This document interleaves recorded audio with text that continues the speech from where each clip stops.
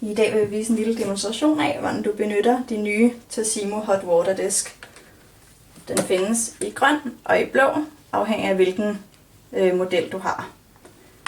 Vi skal bruge den i grøn til vores Tassimo-maskine, og den kan indstilles på forskellige mængder. Her 150 ml, 250, 350 og 450. Vi skal bruge en lille kop, så vi laver den på 150 i dag.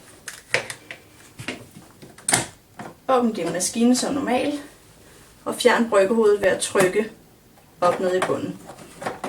Du kan skylle bryggehovedet igennem, mens du har det ude, for at holde det rent.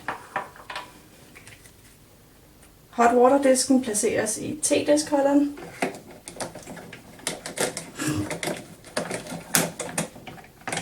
Og lukkes som normalt. Koppen placeres, som du plejer. Og der trykkes på maskinen.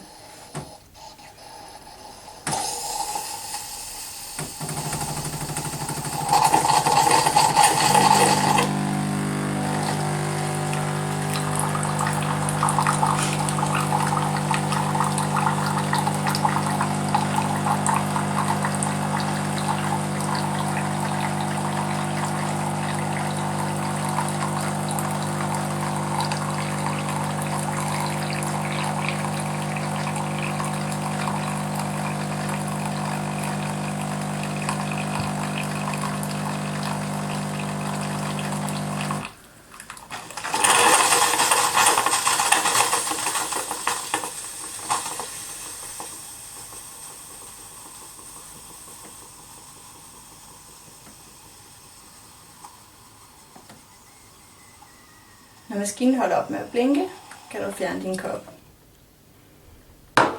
Når du er færdig med at benytte din hot water disk, fjernes fra maskinen, og dit nyrengjorte bryggehoved indsættes som normalt.